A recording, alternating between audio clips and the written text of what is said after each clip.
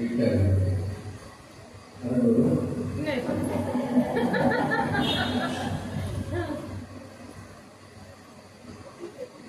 सगळे पहिलं प्रार्थना करू. नेहमीची आपली प्रार्थना आहे. खरी प्रार्थना ही स्वरूपानंदांची आहे, पण त्यासोबतच गुरुदेवांना आपण काही फरक केला त्यांची क्षमा मागू. ती प्रार्थना आपली आपण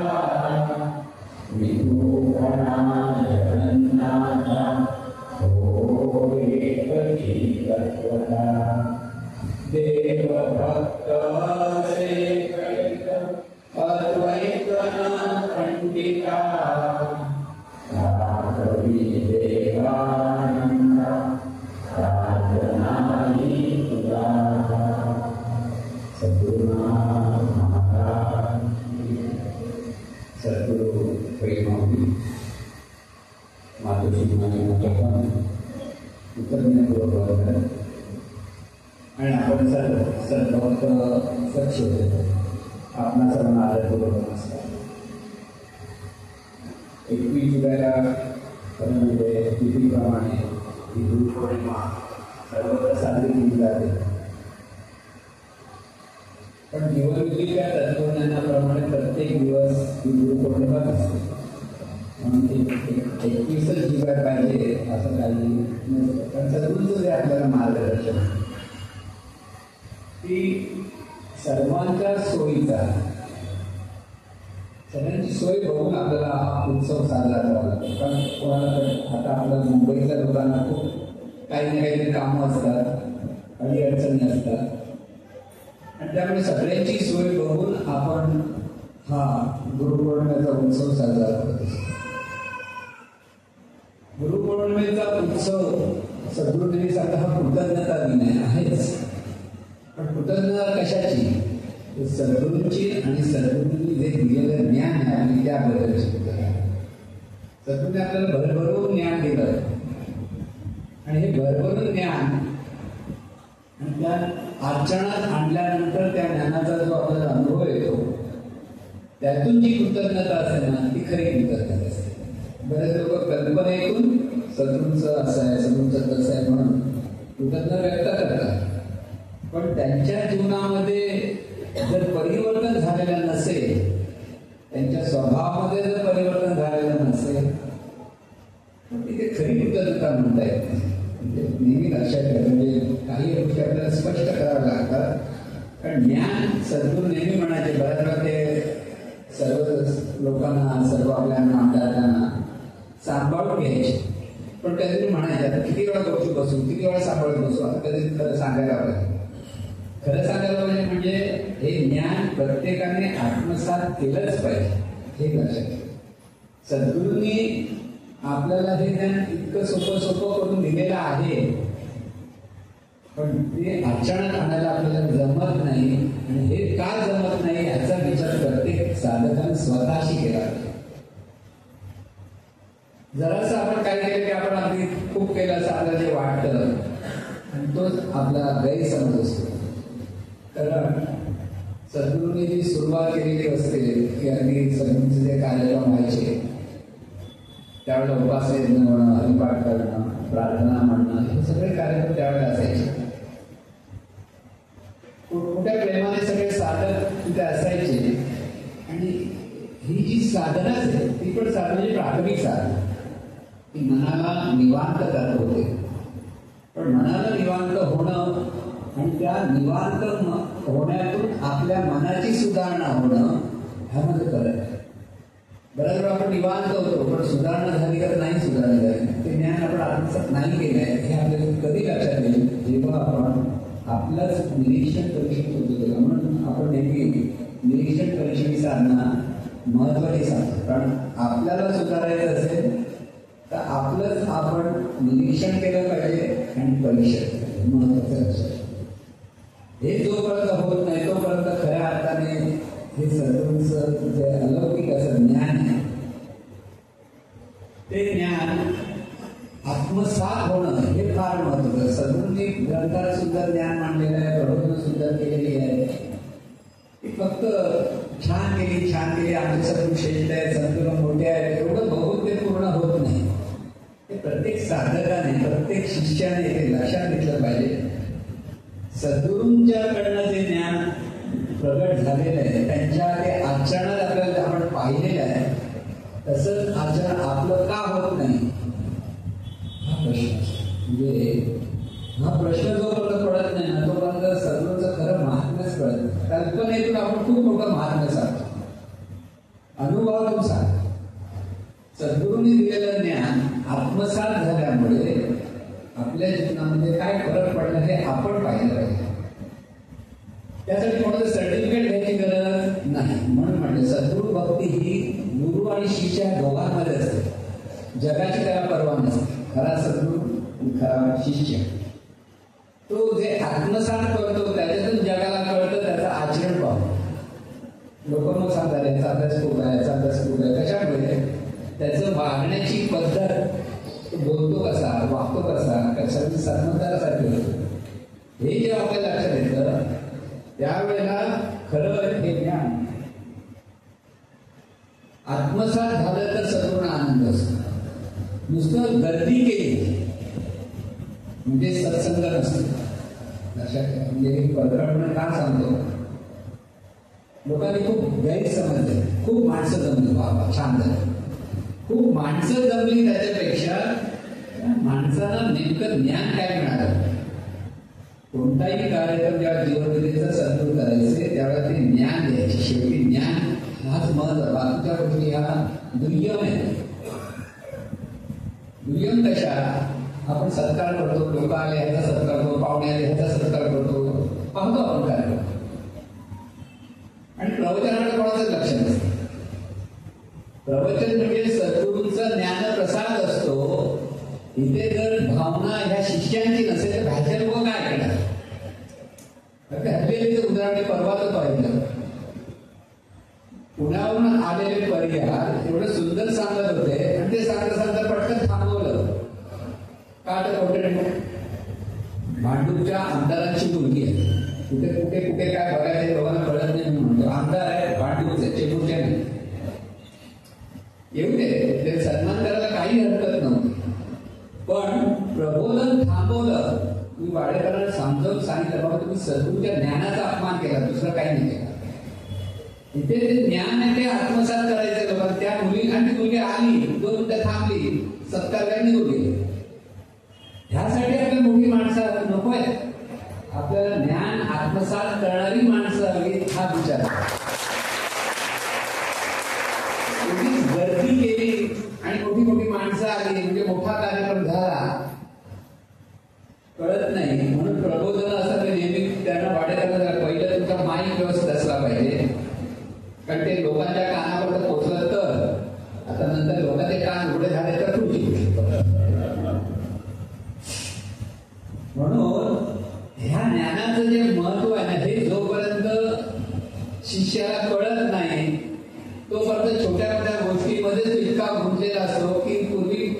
प्रपंचाच्या अंगाने भांडण करत असतो, आता संस्थेच्या अंगाने भांडण करत.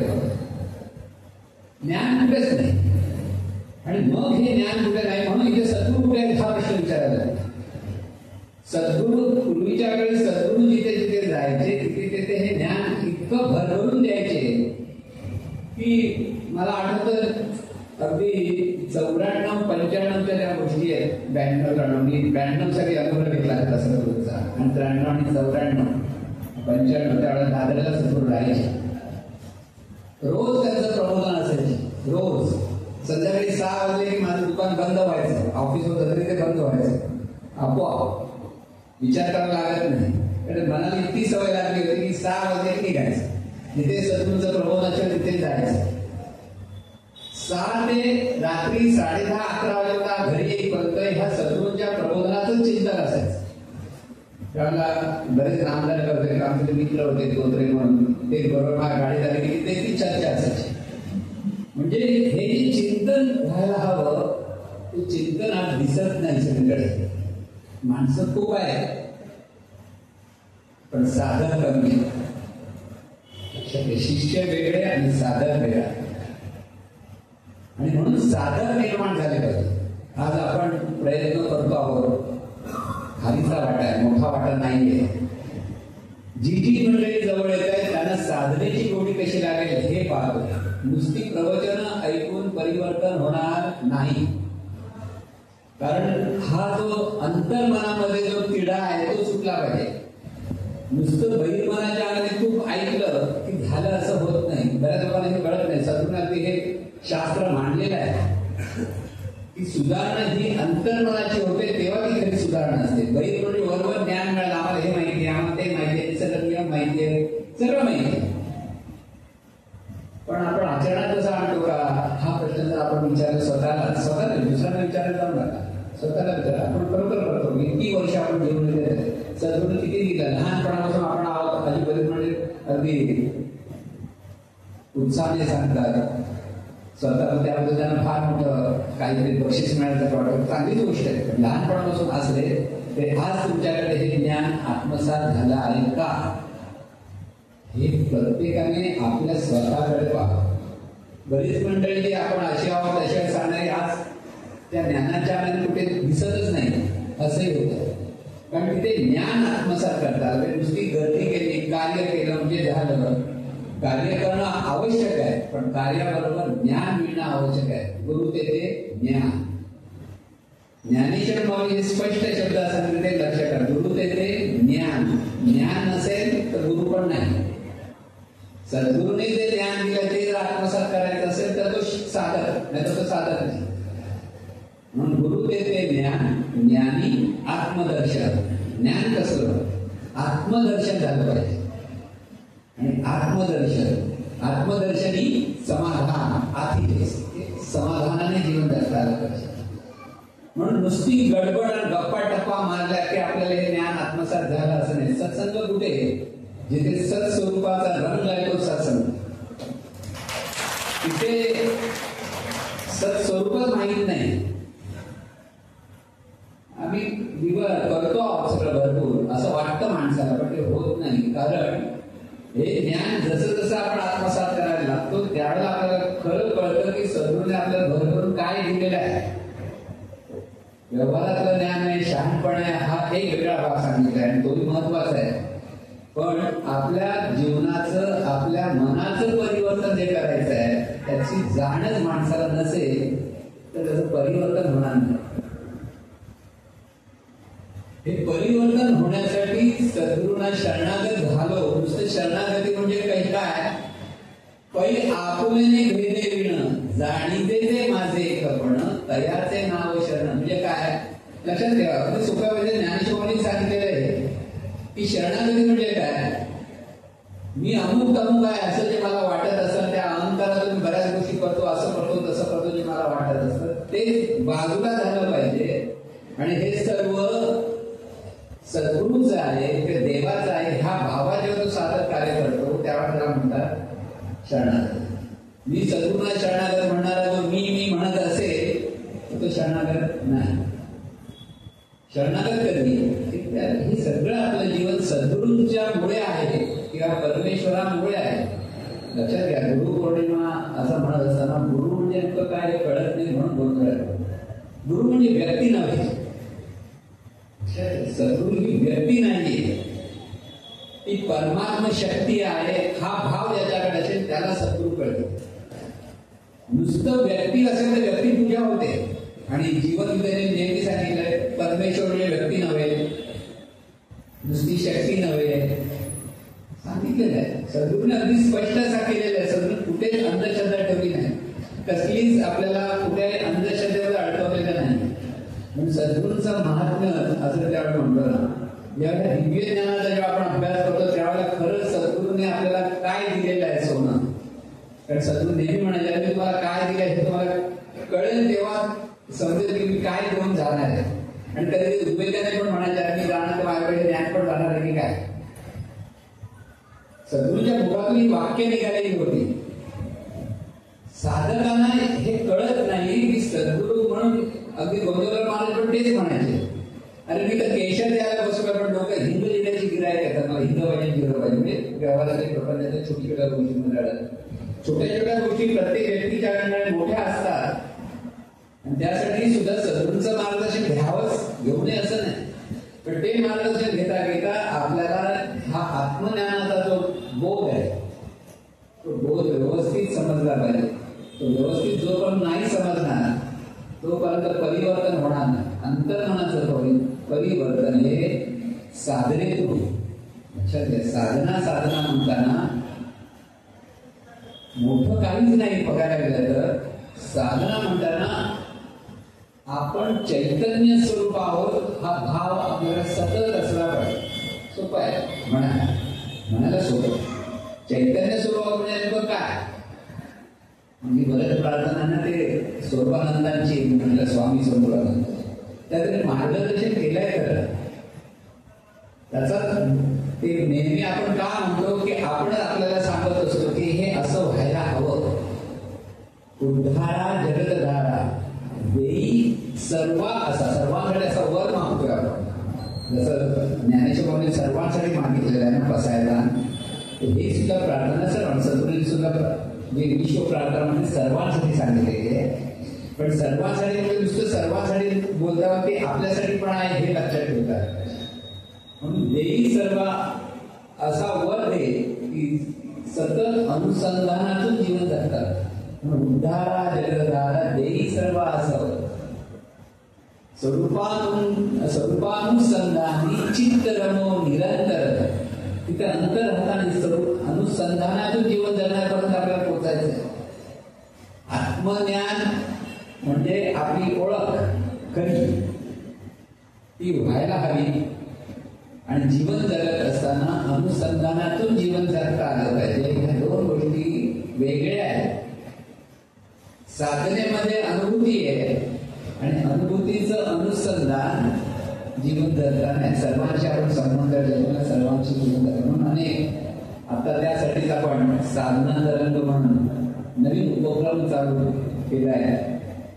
दर रविवारी साधनेच्या अंगाने 5 ते 6 या वेळेत आपण ह्या साधनेचा अभ्यास साधनेचं स्पष्टीकरण आणि त्याच्यातून साधना करून घेणं हा प्रयत्न करतो.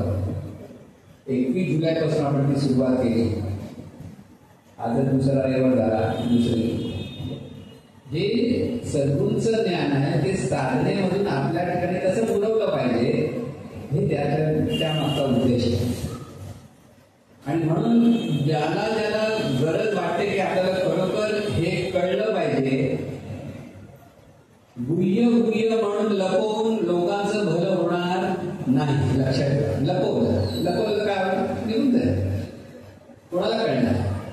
पण जे प्रयत्न करत आहेत त्यांना तरी ते मिळालं पाहिजे. ज्यांना कळत नाही, मिळत इच्छा नाही त्यांची वेगळी गोष्ट आहे. पण सद्गुरूंकडे आलो तर आपण ज्ञानासाठी आलेलो आहोत. आपल्याला आपली खरी ओळख काय ती समजून घेण्यासाठी आलेलो आहोत. आणि त्यासाठी सद्गुरू आहेत. म्हणून गुरु देते ज्ञान म्हणजे आत्मज्ञान. लक्षात ठेवा, गुरु देते ज्ञान, ज्ञानी आत्मदर्शन. ज्याच्यातून आत्मदर्शन होतं ते ज्ञान. आणि ते आत्मदर्शन मिळाल्यानंतर शिष्याकडे ते समाधान सतत नांदायला लागतं. अनुसंधानातून तो जीवन जातो तेव्हा. म्हणून उद्धारा जगद्धारा देई सर्व असावं स्वरूपानुसंधानी चित्त रमवले. ते निरंतर व्हायला काय झालं पाहिजे? काम क्रोधाधिक थारा मिळवण्याच्या अंतरी अखंडित बसो चित्ती तू सनंता सर्व तुझं आहे. हा भाव तिथे असतात अनुसंधान. प्रत्येक रूप आहे ते तुझंच आहे.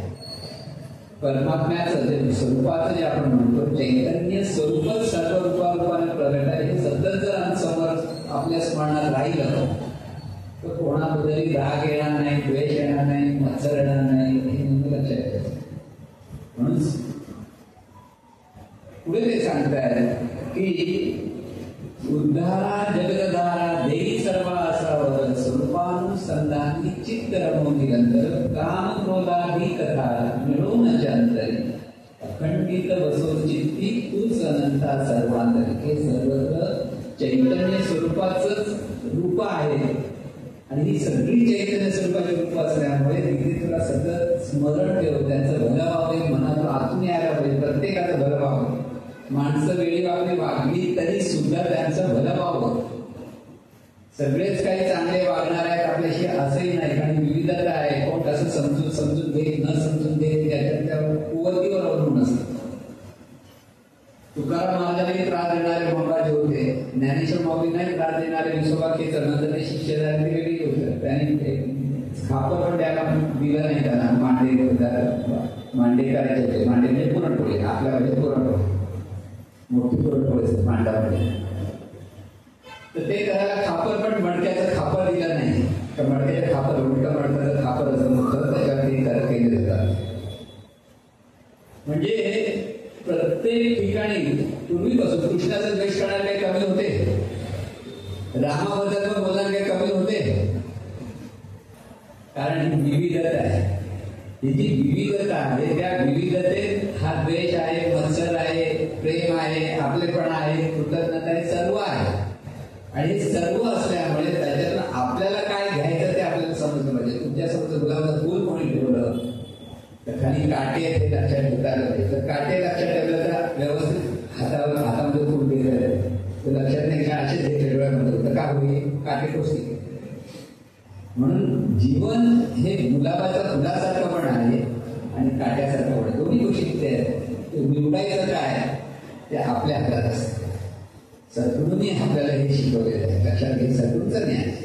तू जर तुझ्या जीवनाचा शिल्पकार सांगताना तुला काय घ्यायचं काय नाही घ्यायचं, तुला आत्मज्ञानी व्हायचं की न व्हायचं, तुला वाटत नाही बाबा मी नुसतं प्रार्थना म्हणतो, थोडा वेळ म्हणतो, गाणी पाठ करतो म्हणजे झालं. नाही 2 दिवसांना सांगितलीच नसते सद्गुरूंनी. का सांगितली? लोकांचं भलं व्हावं म्हणून सांगण्यात ते स्वतःची ओळख व्हावी म्हणून सांगितलेली आहे. म्हणून गुह्य असं काहीच नाही. ज्याला कळत नाही त्यासाठी गुह्य, ज्याला कळतं त्याला प्रगट गुह्य पुढे म्हणतो. दोन्ही गोष्टी फरक आहे. गुह्य म्हणजे लपून ठेवणं नाही. कळत नाही म्हणतो काय सांगतात कळत नाही त्यामुळे ते तुम्हाला गुह्य असतं. पण ऐकून जेव्हा पुन्हा आपल्याला ते लक्षात आलं म्हणजे असं आहे आपलं जीवन असं आहे हे जेव्हा कळतं ते गुह्य प्रगट झालं. आता तो प्रगट झाला म्हणजे पूर्ण झालं नाही तर त्यासाठी पुन्हा अभ्यास केला. म्हणून अभ्यास हा प्रत्येकाला करावाच लागतो. अभ्यासाशिवाय पर्याय नाही. आपल्या जीवनामध्ये आपलं मन सतत जे वर खाली होत असतं. थोड्या गोष्टीमुळे आपण डिस्टर्ब होतो. थोड्या गोष्टीमुळे काही मनासारख्या बऱ्याच गोष्टी मिळत नाही म्हणून ते होत असतं. आणि त्यावेळेला माणूस निराशेत जातो, स्वतः चिडचिड करत असतो, त्यामुळे ते दुःख असतं. अशा वेळेला हे जीवन विद्येचं ज्ञान फार उपयुक्त ठरतं. इथे परिस्थिती कशी मनस्थिती उपयोग होत नाही. परिस्थिती वाईट तुमची मनस्थिती वाईट, परिस्थिती चांगली तुमची मनस्थिती चांगली. लोकांनी कौतुक केलं तुम्ही खुश, लोकांनी टीका केली तुम्ही दुःखी. तुमची मनस्थिती पकडा, परिस्थितीच्या मागे लागू नका. मनस्थिती सुधारली पाहिजे. मनस्थिती सुधारायला लागली की परिस्थिती सुधारली. कोणीतरी तुमच्या टीका केली म्हणून काही मोठं डोंगर आपल्याला पडत नाही. महाराजांनी म्हणायचे टीका करणं किती असतात? 2-3 टाळकी असतात. प्रचार म्हणायचे टीका करणारे म्हणते कोण 2-3 असतात. बाकीचे बोलत हो पण म्हणत नाही पण म्हणतात असे भरपूर असतात. कळलं? पण त्याच्यातून सुद्धा आपल्याला हे ज्ञान मिळवायचं आहे तर ते आपण कुठे गेलं पाहिजे, कसं केलं पाहिजे, त्याचं त्याला कळलं पाहिजे. कळत नाही लोकांना, हे कळत नाही, ह्याला म्हणतात अज्ञान, त्याला माया म्हणतो. कळत नाही, सांगून सुद्धा कळत नाही की आपण कोण आहोत. आपल्याला या ठिकाणी चैतन्य स्वरूपाचं जीवन आहे. हे चैतन्य स्वरूपच प्रत्येक रूपाने प्रगट आहे. सोपं आहे खरं, समजायला काही कठीण आहे का? तुमच्यासमोर अनेक असे बर्फाचे तुकडे ठेवले,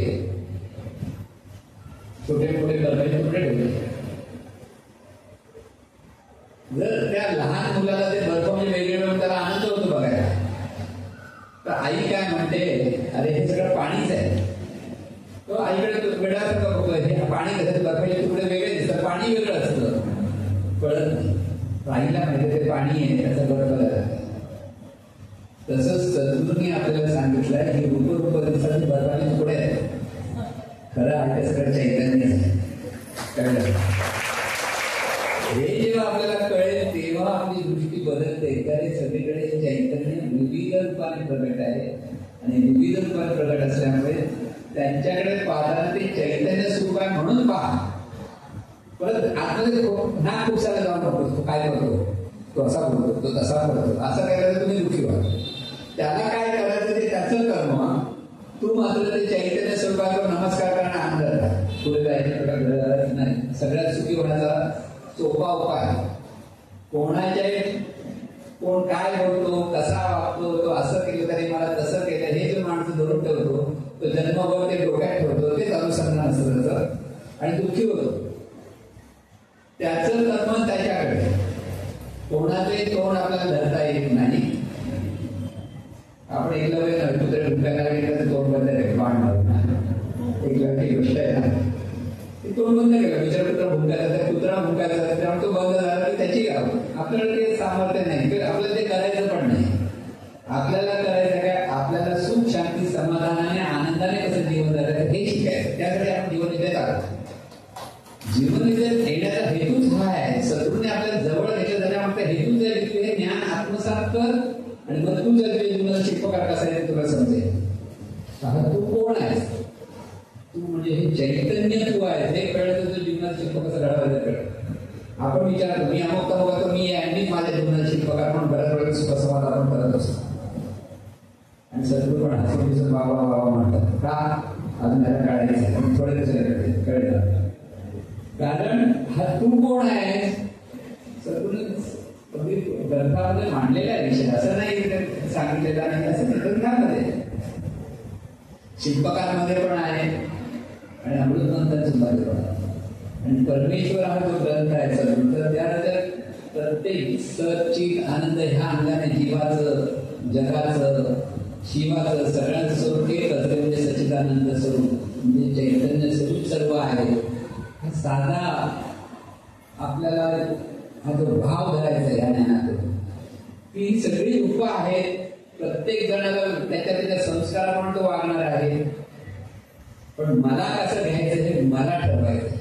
मला म्हणजे ह्या चैतन्याला ठरवायचं आहे की हे सर्व आपलेच आहेत म्हणून त्यांचं भलं होऊ द्या. ऐकत नाही तरी त्यांचं भलं होतं, ऐकले तरी चांगलं त्यांचं भलं होतं. प्रश्न विचारत बसून का ऐकत नाही. आपण जगाला सुधारू शकत नाही हे पहिलं लक्षात ठेवा. जगाला सुधारलं असतं तर श्रीकृष्णाच्या वेळेला सगळे सुधारलं असतं की नाही, भगवंत होते का नाही सुधारलं. शंकराचार्य एवढे ज्ञानी, शंकराचार्य म्हणजे म्हणायचं तर किती कौतुक करा. विवेकानंदांनी सांगितलं की शंकराचार्य म्हणजे जायंट ऑफ विजडम. विजडमचा जायंट, ज्यांचे एवढा हुशार, एवढं बुद्धिवंत होते तेही जगाला सुधारू शकले नाही. जे त्यांच्या जवळ येतात ते सुधारतात, जे त्यांचं ज्ञान आत्मसात करतात ते त्यांचं जग. अख्खं विश्व म्हणजे त्यांचं जग. आपण भावाच्या म्हणणं बरोबर, पण सद्गुरूंच्या जवळ येऊन ज्यांनी हे आत्मसात केलंय आणि आपल्या आचरणात प्रगट, नुसतं आत्मसात नाही, तोंडपाठ केलं त्याला काही अर्थ नाही. तिथे उलट भीतीच आहे, शब्दज्ञानाने घात केला. असं शब्दज्ञान माझं माणूस सगळं असं झालं, सगळं तसं झालं, सगळं सांगत असतो. तू जीवनात आचरणात आणतोस का? नाही आणत हे कोणाला कळत नाही, आपणच आपल्याला कळलं. दुसऱ्याकडे बघण्याची आवश्यकता नाहीये. हे सगळं स्वतःच्या सुधारण्यासाठी आहे. गुरुपौर्णिमेचा हिशोब वर्षाला हात द्यायचा, तुम्ही वर्षभर काय सुधारले, गेल्या वर्षीची केलेली गुरुपौर्णिमा आणि ह्या वर्षीची गुरुपौर्णिमा हिशोब लावा. तिथेच जायचं, काही लक्षात घ्या. तिथेच अशी तर काही मिळवलेलं नाही. हे प्रत्येकाने स्वतःसाठी समजा. मी म्हणून एखाद्यासाठी सांगतोय, दुसऱ्याकडे असं विचार करू नका. हे प्रत्येकासाठी, प्रत्येक जो जो इथे ऐकतो त्याने हा विचार करत, सद्गुरूंनी आपल्याला एवढं ज्ञान दिलेलं आहे, ग्रंथातून मांडलेलं आहे, मला माहिती असतं का आपण म्हणतो. परमेश्वराची व्याख्या धडधड आपण म्हणतो, प्रार्थना म्हणतो, हे म्हणतो, सगळं सांगतो. पण आपल्या अंतर्मनामध्ये द्वेष आहे का, मत्सर आहे का, राग आहे का, एखाद्याबद्दलचा वेडे विचार आहेत का असतील, अजून आपल्याला खूप अभ्यास करायचा आहे. हा विचार करा. हे येणं हे साहजिक आहे, कारण हा जीवभावच असा आहे की त्यात हे द्वेष मत्सर वगैरे आपल्या जीवभावाचे साथीदार आहेत, गँगस्टर आहेत. जीव म्हणजे गँगस्टर, मोठा बॉस, आणि त्याचे सगळे सहकारी द्वेष, क्राम, क्रोध, लोभ, मोह, मद, मत्सर हे सगळी टोळी आहे. या टोळीला बाजूला करायचं असेल तर सद्गुरूंना धरावं लागतं. सद्गुरू वाचवणी सापडे ना सोय, धरावे पाहिले आहे. पण सद्गुरूला धरायचं म्हणजे कोणाला धरायचं? सद्गुरूच्या ज्ञानाला धरायचं. म्हणून सद्गुरू ही व्यक्ती नाहीये ना, लक्षात. सद्गुरू ही परमात्म शक्ती आहे. ही जी अनंत स्वरूप ज्याला आपण म्हणतो तोच परमात्मा आपल्याला सांगायला कधीच येत नाही. तू असं कर, तसं कर. त्याने नियम मांडलेले आहेत, त्या नियमाप्रमाणे तू वागला तर सुखी होशील, नियम नाही तर दुःखी होशील. म्हणून परमेश्वर आपल्या जीवनात कसल्याही प्रकारची ढवळण करत नाही, तो आपल्याला उपाय करत नाही, कोपही करत नाही. ही व्याख्या घेऊन आपण मस्तकी म्हणतो, तो कोपही करत नाही, उपायही करत नाही. मग कृपा आणि कोप कशामुळे होतं? आपल्या आचरणामुळे होतं, नियमामुळे. चांगला मी विचार केले, चांगलं मिळेल, काही विचार केला, सगळं माहिती आहे. चांगला विचार का नाही करत? हा प्रश्न आपण आपल्याला विचारत असतो, दुसऱ्याला विचार नको. हे आपण आपल्याला सुधारण्यासाठी हे ज्ञान आहे. आपण ज्या माणसाचा ऐकतो, तो असा बोला, तो तसा बोला, त्याच्यामध्ये आपण नको नको त्या गोष्टी इतके अडकलेलो असतो की खरं ज्ञान जातं बाजूला, आणि ह्याच गोष्टीमध्ये माणसं अडकलेली असतात, आणि त्याच्यातच आपण आपलं जीवन फुकट घालतो असं मी म्हणतो. कारण हे जे आत्मज्ञान सद्गुरूंनी दिलेलं आहे, ते आत्मज्ञान त्याचा अभ्यास प्रत्येक साधकाचा झाला. आपण किती वर्ष सद्गुरूकडे आलेलो आहोत ते हिशोब करा. कोणी अगदी 85 पासून आहे, कोणी 90 पासून आहे. आता त्यात आलेले थोडे नवीन नवीन, पण जुने नामधारक आपण म्हणतो. आपण काय मिळवलं? आपण फक्त सर्टिफिकेट मिळवलं, आम्ही सद्गुरूंचे शिष्य. सर्टिफिकेटला काही किंमत नाही परमात्मा प्रपंचामध्ये असते किंमत, पण ते खोटं सर्टिफिकेट कळलं की ती पण किंमत निघून जाते. लोक खोटं सर्टिफिकेट आपण नोकरी मिळवलं पहिला, आणि मग कुठे तक्रार ते सर्टिफिकेट खोटा म्हटलं की त्याची नोकरी पण झाली. इथे सर्टिफिकेट मिळवण्यासाठी नाही, हे आपणच आपल्याला हे समजून देण्यासाठी आहे की आज आपल्याकडे जे विकार आहे, अहंकार आहे, मीपणा आहे, ही वास्तवता आपल्याला स्वीकारली पाहिजे. आहे आपल्याकडे, आणि ते आहे म्हणजे आपली चूक नाहीये. परमेश्वराने आपल्याकडे विश्वास जन्मा दिला आहे, म्हणजे परमेश्वराची चूक आहे, काळजी करू नये. बरं वाटत आपली चूक नाही, पण आपली चूक नाही, पण परमेश्वर आपल्याला बुद्धी दिलेली आहे. परमेश्वर आपल्यासाठी सद्गुरू आणून ठेवलेले आहे. आता तरी सुधार. हा तरी विचार करा की किती वर्षे आपल्याला सद्गुरूंनी हे ज्ञान दिले. म्हणजे आमचे सद्गुरू मोठे श्रेष्ठ म्हणतात. सूर्याला सूर्य श्रेष्ठ म्हणून काय फरक पडतो सूर्याला? सूर्याबद्दल एखादा आपण मोठमोठा बोलवता, सूर्य असा तेजस्वी, असा आहे, तसा आहे. तो त्याच्या पद्धतीने उगवणार, त्याच्या पद्धतीने मावळणार, त्याच्या पद्धत. सूर्यासारखा तेजस्वी आहे त्याप्रमाणे करणार. तसं सद्गुरूंचं आहे, ज्ञान दिलेलं आहे. अगदी जवळच्या लोकांना पुन्हा पुन्हा सांगितलेलं आहे, पण घेतलेलं नाहीये आणि घेतलं नसल्यामुळे ते आपल्या आचरणात येत नाही, ही वस्तुस्थिती आहे. आज आपण एकमेकावर जेव्हा टीका करतो, एकमेकाबद्दल काही वेळ आपण बोलतो, त्याच्यात फरक काय होतं? आपण हे ज्ञान आत्मसातच केलं नाहीये, हा त्याचा अर्थ असतो. कोणावरही टीका करण्याचा अधिकार आपल्याला नाहीच आहे. सद्गुरू एकवळ त्या शिष्याला बोलू शकतात, कारण तो त्यांचा अधिकार असतो. पण ते पण सद्गुरू आपले सांगत नव्हते. का? येतो तो जरा बरं आहे ना, काय सांगितलं सोडून पडतात, मग आणखी त्यांचं जीवन खराब होत होतं, नाही का? म्हणून स्वतःहून सद्गुरू प्रबोधनातून मार्गदर्शन करायचे आणि लोकांना वाटायचं माका नाही तुका, आपल्याला असं केलं त्याच्यासाठी सद्गुरू बोलतो, आपल्यासाठी नाही बोलतो. आपण चांगले आहोत, आपण चांगले आहोत, हा मोठा अहंकार आहे आपल्याला. लक्षात घ्या, अहंकार कुठे नाहीये. प्रत्येक ठिकाणी हा अहंकार आपल्याला आडवं पाडत असतो, आपल्याला लक्षात येत नसतं, आपण याच्यात आपण अडवत असतो. ज्या दिवशी तुमच्याकडे शांती, सुख, समाधान अखंड नांदत असेल, त्या दिवशी तुमचा अहंकार गेला म्हणून समजा. समाधान आहे. कोणी मान द्या, अपमान करा, कोणी चांगलं बोला, कोणी वाईट बोला, तुम्हाला काही फरक पडत नाही. तुम्ही समाधानी आहात. जीवनात आपण समाधानाने, आनंदाने जीवन जगतो आहोत, सहजपणे. कोणी काही बोललं म्हणून आपल्या मनावर काही फरक पडत नाही, कारण आपण ते नव्हेच. हा भाव तिथे आपल्याला असायला पाहिजे आणि तिथे समाधान असते. जिथे तृप्ती असते तिथे समाधान असते, जिथे तृप्ती असते तिथे आनंद असतो. मनाची तृप्ती आणि शरीर दोन वेगळी आहेत. आपण जर पोटभर जेवलेलो असतो, तृप्त असतो आणि नंतर परत तुम्हाला आणखी काही बासुंदी खावं म्हणायला आलाय, नको. पोट भरलेलं आता नकोच असतं काय, म्हणजे नको म्हणजे उगीच म्हणत नाही, जबरदस्ती घातलं तर जाणार नाही आतमध्ये, एवढं जेवलेलं आहे, तृप्त आहे. मनाच्या अंगाने सुद्धा असं तृप्ती आली पाहिजे.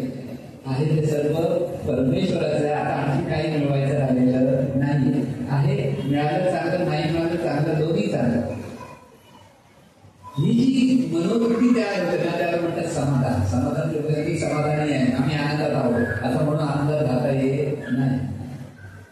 बोलायला चांगला विचार करा, आनंदात आहोत म्हणा, पण आनंदात आहोत तर ते दुःख येत असेल, अनिष्ट विचार येत असतील तर ते सावध व्हा, हे आपल्याला चुकत आहे. म्हणून सद्गुरूंची ही जी ज्ञान पौर्णिमा म्हणतो, गुरु पौर्णिमा म्हणजे सद्गुरूंची कृतज्ञता करायला सद्गुरूंनी सांगितलं.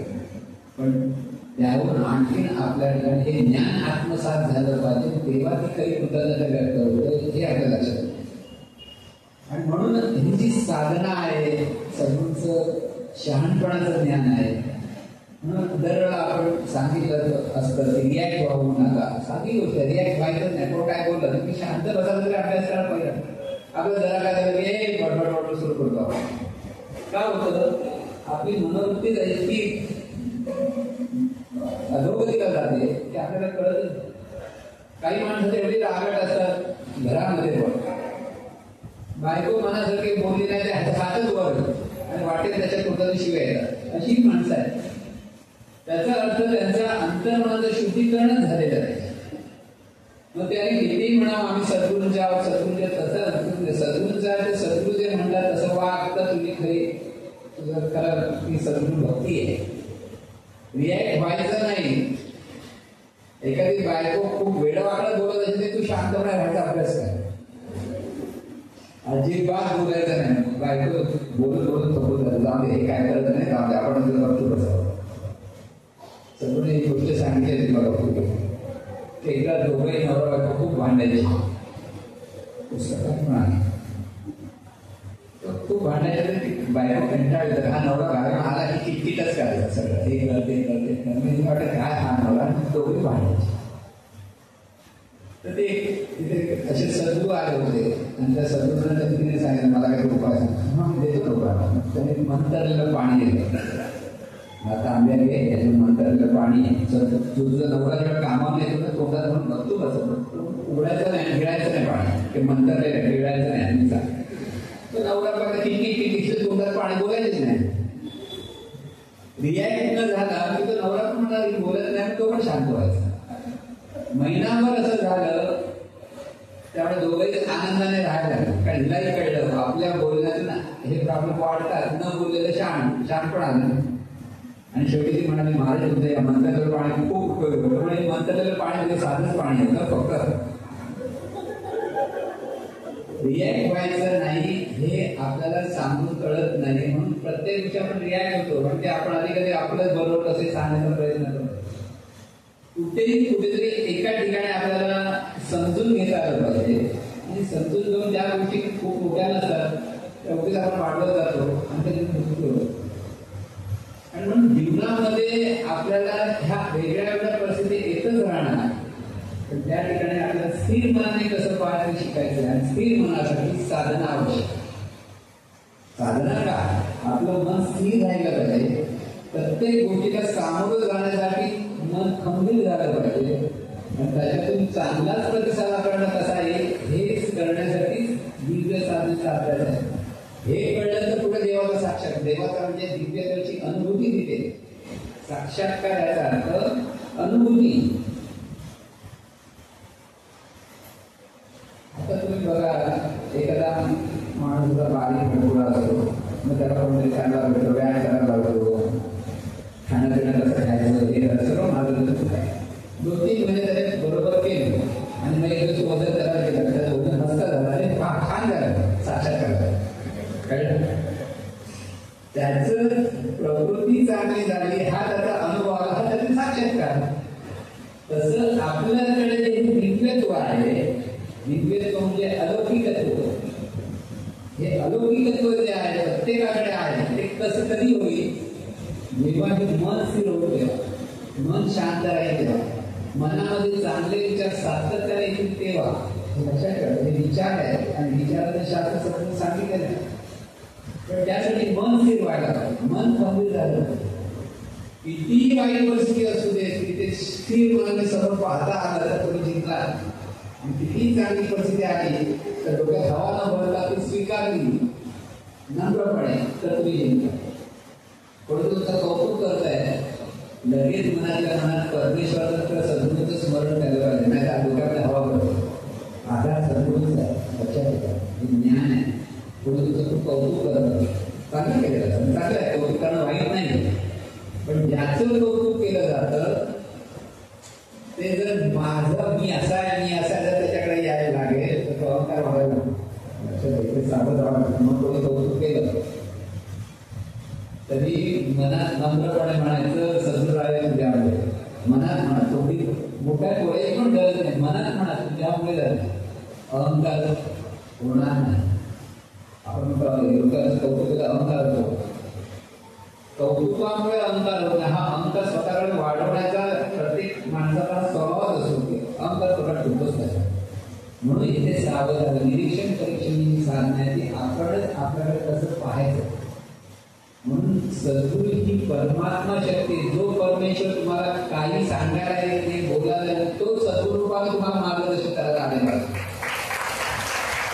हे ज्याला लक्षात येईल तो खरा शरणागत आहे, तो ते ज्ञानात. कारण परमात्मा हे निर्गुण निराकार स्वरूप आहे. तिथे कसलाही आकार नाही, कसलाही देह नाही. परमात्मा मार्गदर्शन करतो ते सद्गुरू रूपातून. श्रीकृष्ण सुद्धा सद्गुरू रूपातून मार्गदर्शन करतो. श्रीकृष्ण हे भगवंत जे म्हणतो तो सद्गुरू होते. त्यांनी अर्जुनाला उपदेश केला, इतरांना मार्गदर्शन केलं, उद्धवाला मार्गदर्शन केलं, अगदी गोपिकांना राधेला मार्गदर्शन केलं. ते सद्गुरू रूपाने त्यांनी केलेलं आहे. हा बोल आपल्याला तो येतच नाही. त्या भगवंता म्हणतो वेळ आहे. तुरुंगात जन्माला आलेला मुलगा, यमुनाच्या पुरातून त्याला दुसऱ्या आईकडे ठेवलेला गेलेला मुलगा, आपली आई त्याच्याकडे राहिली नाही, तो मुलगा आपल्या ज्ञानाने भगवंत झाला.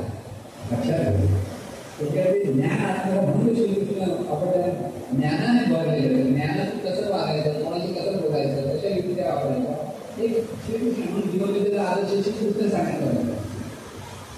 श्रीकृष्णाचं जीवन जर पाहिलं कितीतरी संकट होते, कितीतरी ठिकाण होते, गवळ्याचा तुला आपण फिरवणारे लोक होतो. पण श्रीकृष्ण जर चेहऱ्यावर स्मित कधी बाजूला झालं नाही. प्रत्येक गोष्टीकडे आनंदाने शिकायला आपल्याला हे शिकायला आदर्श तुझ्या कार्याचे आदर्श नाही. सद्गुरूच्या चेहऱ्यावर जसं स्मित आहे, श्रीकृष्णाच्या चेहऱ्यावर जसं स्मित आहे, तसं आपल्यालाही स्मितहास्य करून जगाला समोर जायचं शिकायला लागतं. आपोआप होत नाही. समाधानाने जीवन जगायचं आहे तर आपल्या ह्या ज्ञानाची अत्यंत आवश्यकता आहे. लक्षात नुसतं काहीतरी थोडंसं केलं म्हणजे झालं असं नव्हे. प्रत्येक क्षणोक्षणी ह्या ज्ञानाचा चिंतन पाहिजे, स्मरण पाहिजे. त्यावेळेला आपल्या जीवनामध्ये खरी क्रांती घडते. आणि जो क्रांती अभिप्रेत आहे तो महाराज क्रांती अभिप्रेत आहे. कशातून? ज्ञानातून. बंधुकीच्या होळीतून क्रांती नको आहे. ज्ञान प्रत्येकाने जर आत्मसात केलं तर सर्व माणसं सुख शांती समाधानाने भरत. पण हे ज्ञान आत्मसात केलं सगळ्यांना ते कळलं तसं नाही. पण हे जे सद्गुरूकडे आलेलं आहे त्याने तरी घेतलं पाहिजे. म्हणून सद्गुरू व्यक्ती म्हणून विचार करू नका की अनंत स्वरूप शक्ती देहरूपाने प्रगट आहे. देहाला पाहायचं आणि अनंत स्वरूपाला स्मरायचं तेव्हा ते सद्गुरू स्मरण असतं. लोक बऱ्याच सद्गुरूचं नुसती स्तुती केली की आपण मोठे सांगितलं असं वाटतं. तुम्हाला सद्गुरू तुमच्या स्तुतीची आवश्यकताच नाही. सद्गुरूनं तुम्ही आत्मसात ते ज्ञान करतात ते पाहायचं असतं. ते जे ज्ञान आत्मसात करतात त्यासाठी सद्गुरूचा जीव तळमळतो. सद्गुरू त्यांना सांगण्याचा प्रयत्न करतात.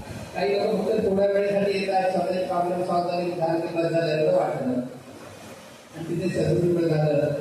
तेवढ्या गोष्टी सद्गुरू नाहीये. सद्गुरू हे ज्ञान आत्मसात करण्यासाठी आहे. हे पहिलं लक्षात सद्गुरूकडे आपण आलो हे ज्ञान जीवनाचं ज्ञान आपल्याला कळलं पाहिजे. आपण चैतन्य स्वरूप आहोत हे अनुसंधान आपल्याकडे झालं पाहिजे. त्या अनुसंधानातून आपण जीवन बदललं पाहिजे. जेव्हा आपण चैतन्य स्वरूपाच्या भावातून सगळे पाहायला लागतो तर सगळे आपलेच वाटायला लागतं. कसं वाटतं? त्या भाव झाल्याशिवाय कळणारच नाही. लक्षात घ्या. त्या भावातून जेव्हा पाहतो तर कोणी कसाही वागवतो तो आपलाच आहे. कारण ते सगळे चैतन्य स्वरूपाची रूप आहेत. हे जेव्हा कळतं तेव्हा मनाला एक शांती असते, समाधान असतं. तो कोणाही बद्दल राग नसतो, चीड नसते. लोक वेळेवाटे वागले तरी राग नसतो. मंबाजीने तुकारामाला मारलं काठीने ते संसार स्वामी. बिचारे तुकारामाने काहीच नाही केलं. ते अभंगात म्हणतात भले तर देऊ कासेची गळोटी नाटपाण्याच्या माती घालू काठी. अभंग लिहिला. पण त्या मंबाजी तर मारायला गेले नाही. उघड संध्याकाळी गेले. कशासाठी? तिचे हाती तुटले नाहीत ना मारून. म्हणजे ते हातपाय टेकायला गेले. म्हणजे आम्ही मार खाणार त्याचे हातपाय टेकायला हे संतांचं जीवन. तिथे आपल्याला ह्या पद्धतीने सतत आनंदातून जीवन जगण्यासाठी अंतर्मनाचं शुद्धीकरण फार महत्वाचं आहे. आणि अंतर्मनाचं शुद्धीकरणासाठी साधना महत्वाचं. प्रबोधन हे मार्गदर्शन आहे. पण जीवनात परिवर्तन हवं असेल तर साधना आवश्यक. साधनेशिवाय पर्याय नाही. मध्ये त्यांनी बंद पण केली होती आणि लोकांना कळत नाही. परत 92-93च्या नंतर त्यांनी परत द्यायला सुरुवात केली. आणि त्यावेळेस ते म्हणत पण होते लोक करत नाही म्हणून मी बंद केली होती. पण आता परत लोकांचं बदलावा ही इच्छा असते म्हणून त्यांनी परत सुरुवात केली. म्हणून ह्या सर्व अंगाने जेव्हा आपल्याला हे लक्षात घेतायला पाहिजे की हे आपलं हित कशात आहे. प्रत्येक माणसाने स्वार्थी व्हा. माझं हित कशात आहे मला जोपर्यंत कळत नाही तोपर्यंत हित खरं हित स्वार्थी व्हा. म्हणजे हे ज्ञान मिळवण्यासाठी स्वार्थ. ज्ञान आत्मसात झालं पाहिजे आणि ह्या ज्ञानातूनच आपल्याला जीवन जगायचं आहे. त्यावेळेला खरी आपली गुरुपौर्णिमा साजरी करतो. खरी गुरुपौर्णिमा नुसती म्हणजे प्रतिकात्मक गुरुपौर्णिमा साजरी करणं आणि ज्ञान आत्मसात करून गुरुपौर्णिमा साजरी करणं हा जरी असं माझं कळत. म्हणून इथे ज्ञान हे ज्ञान मिळवायचं आहे. आणि ह्यासाठी प्रत्येक साधकाने अगदी प्रयत्न केला आहे. सद्गुरू द्यायला भरभरून द्यायला आहे. आपली जोडी मात्र पक्की मजबूत पाहिजे. ती मजबूत नसेल तर ते काय झालं नाही म्हणजे हे जीवन असंच पडावं. पुढच्या जन्मात कुठे जाणार काय झालं पुढच्या जन्माचा हिशोब आपल्याकडे नाही. जीवन जरी सांगितलं तू असं करायचं जन्म तिथे जाणार असं काही सांगितलेलं नाही. म्हणून ह्या जन्म माझं नाही म्हणतात ह्याची देवी ह्याची गोवा भोगिले असला भोगिले मोक्षाचा सोहळा आनंदाचा सोहळा. मोक्ष म्हणजे ज्ञान अज्ञानातून मुक्त होण्याचा आनंद ह्या जन्मात आपल्याला मिळवायचा आहे. म्हणून हे चैतन्य स्वरूप काय ह्या चैतन्य स्वरूपाची अनुभूती कशी घ्यायची यालाच म्हणतात दिव्य साधना. साधी गोष्टी आहे. दिव्य साधना म्हणजे काही गुप्त भूमिय काहीतरी वेगळं काहीतरी आहे तसं काही नाही. संतांनी एवढ्यासाठी ते सांगत नव्हते की लोक ऐकतच नव्हते पण ते सांगत नव्हते खरंच.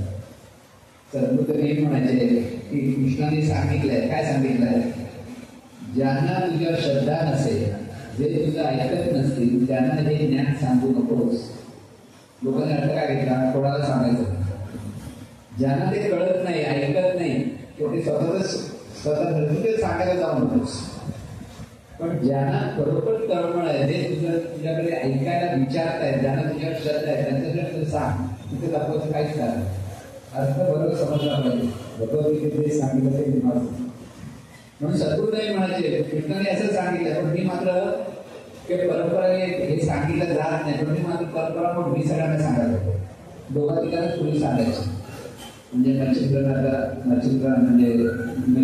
गैनाथांना सांगितलं गैनाथांनी सॉरी नंतर गोरक्षनाथांना सांगितलं गोरक्षनाथांनी गैनाथांनी निवृत्तीनाथांना सांगितलं निवृत्तीनाथांनी ज्ञानदेवांना सांगितलं.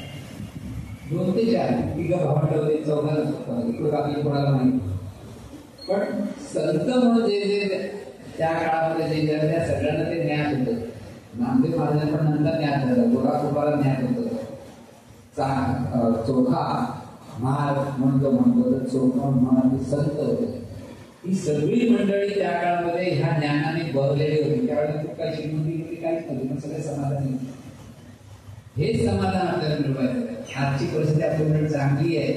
आपल्याला 2 वेळेचं जेवण आराम मिळू शकते इतकी आपली परिस्थिती चांगली आहे. पूर्वीच्या काळाच्या लोकांना 2 वेळेचं जेवण पण मिळत नव्हतं. अशी पण वाईट परिस्थिती. पण त्या ज्ञानाने इतके असे होते की ते ज्ञान आत्मसात करायचे. आपल्याकडे हे सगळं चांगलं आहे.